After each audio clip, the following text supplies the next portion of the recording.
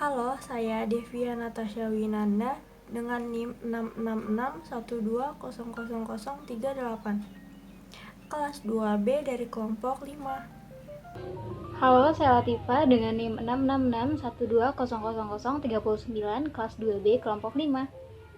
Halo, perkenalkan nama saya Ulkia Oktadiana dengan NIM 666120040 dari kelas 2B, kelompok 5. Halo, perkenalkan nama saya Gadis Susiana dengan NIM 66612000104. Saya dari kelas 2B dari kelompok 5. Halo, saya Anissa Hermalia Putri dengan NIM 66612000105, kelas 2B, kelompok 5. Sejarah filsafat Barat.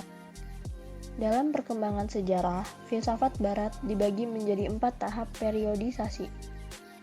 Periode pertama yaitu zaman kuno. Periode kedua yaitu zaman abad pertengahan. Pada periode ini, para filsuf memperkuat ajaran-ajaran agama Kristiani yang menjadikan pemikiran dipengaruhi oleh ajaran agama Kristen. Pada periode ini terbagi menjadi masa patristik dan skolastik. Pada masa patristik, ada yang menolak filsafat tapi ada juga yang menerimanya. Pada masa skolastik, berkaitan dengan sekolah yang terbagi menjadi 3, yaitu skolastik awal, puncak, dan akhir. Periode ketiga, yaitu periode modern. Periode modern lahir pada masa Renaissance, yaitu masa di mana terlahir kembali kebebasan manusia dalam berpikir. Periode keempat, yaitu periode postmodern. Pada periode ini, banyak pemikiran tentang bahasa. Zaman kuno meliputi zaman filsafat pra-Sokrates di Yunani. Tokoh-tokohnya dikenal dengan nama filsuf pertama atau filsuf alam. Mereka mencari tahu unsur induk atau arche yang dianggap asal dari segala sesuatu. Unsur induk atau arche menurut para tokoh, yang pertama ada Thales. Thales beranggapan arche itu air. Yang kedua ada Anaximandros yang beranggapan bahwa arche itu yang tak terbatas. Yang ketiga ada Anaximenes yang beranggapan bahwa arche itu udara. Yang keempat ada Pythagoras yang beranggapan bahwa arche itu bilangan. Yang kelima ada Heraklitos yang beranggapan bahwa arche itu api. Ia juga berpendapat bahwa segala sesuatu itu terus mengalir atau pantare. Yang keenam ada Parmenides yang berpendapat bahwa segala sesuatu itu tidak bergerak. Selanjutnya adalah zaman keemasan filsafat Yunani. Pada waktu Athena dipimpin oleh Perikles, kegiatan politik dan filsafat dapat berkembang dengan baik. Ada segolongan kaum yang pandai berpidato atau retorika yang dinamakan kaum sofis. Kegiatan mereka adalah mengajarkan pengetahuan pada kaum muda. Yang menjadi objek penyelidikannya bukan lagi alam tetapi manusia. Sebagaimana yang dikatakan oleh Protagoras, manusia adalah ukuran untuk segala-galanya. Hal ini ditentang oleh Sokrates dengan mengatakan bahwa yang benar dan yang baik harus dipandang sebagai nilai-nilai objektif yang dijunjung tinggi oleh semua orang. Akibat ucapannya tersebut, Sokrates dihukum mati. Hasil pemikiran Sokrates dapat ditemukan pada muridnya Plato. Dalam filsafatnya, Plato mengatakan realitas seluruhnya terbagi atas 2 dunia yang hanya terbuka bagi panca indera dan dunia yang hanya terbuka bagi rasio kita. Dunia yang pertama adalah dunia jasmani dan yang kedua dunia ide. Pendapat tersebut dikritik Aristoteles dengan mengatakan bahwa yang ada itu adalah manusia-manusia yang konkret. Ide manusia tidak terdapat dalam kenyataan. Aristoteles adalah filsuf realis dan sumbangannya kepada perkembangan ilmu pengetahuan besar sekali. Sumbangan yang sampai sekarang masih digunakan dalam ilmu pengetahuan adalah mengenai abstraksi, yakni aktivitas rasional di mana seseorang memperoleh pengetahuan. Menurut Aristoteles, ada 3 macam abstraksi, yakni abstraksi fisis, matematis, dan metafisis. Abstraksi yang ingin menangkap pengertian dengan membangun unsur-unsur individual untuk mencapai kualitas adalah abstraksi fisis. Adapun abstraksi di mana subjek menangkap unsur kuantitatif dengan menyingkirkan unsur kualitatif disebut abstraksi matematis. Abstraksi di mana seseorang menangkap unsur-unsur yang hakiki dengan mengesampingkan unsur-unsur lain disebut abstraksi metafisis. Teori Aristoteles yang cukup terkenal adalah tentang materi dan bentuk. Keduanya ini merupakan prinsip-prinsip metafisis Materi adalah prinsip yang tidak ditentukan, sedangkan bentuk adalah prinsip yang menentukan. Teori ini terkenal dengan sebutan hylomorfisme. Selanjutnya, masa Helenistis dan Romawi. Pada zaman Alexander Agung telah berkembang sebuah kebudayaan transnasional yang disebut kebudayaan Helenistis. Karena kebudayaan Yunani tidak terbatas lagi pada kota-kota Yunani saja, tetapi mencakup juga seluruh wilayah yang ditaklukkan oleh Alexander Agung.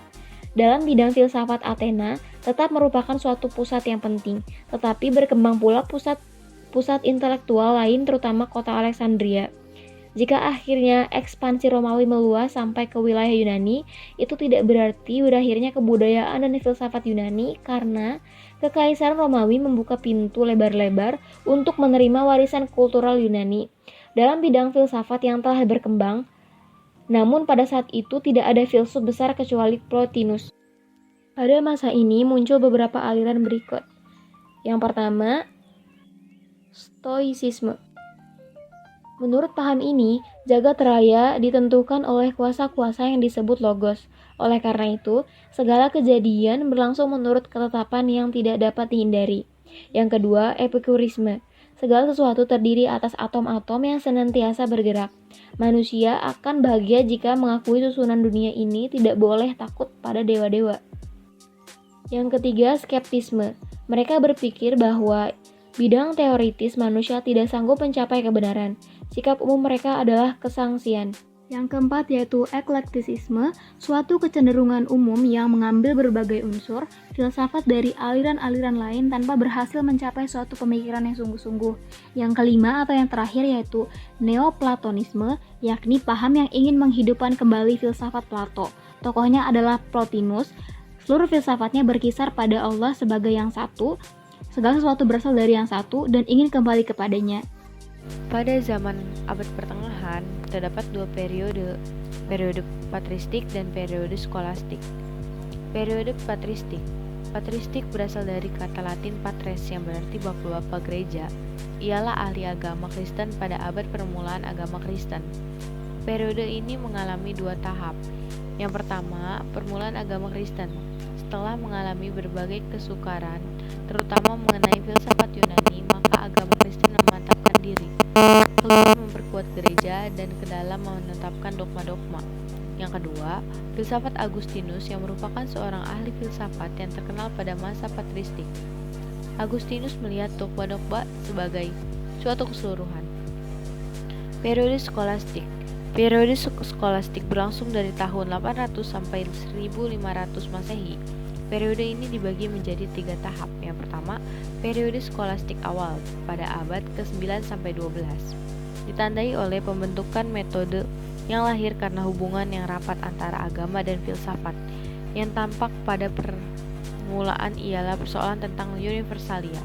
Yang kedua, periode puncak perkembangan skolastik pada abad ke-13, ditandai oleh keadaan yang dipengaruhi oleh Aristoteles akibat kedatangan ahli filsafat Arab dan Yunani. Puncak perkembangan pada Thomas Aquinas. Yang ketiga, periode skolastik akhir pada abad ke-14 sampai 15, ditandai dengan pemikiran filsafat yang berkembang ke arah nominalisme.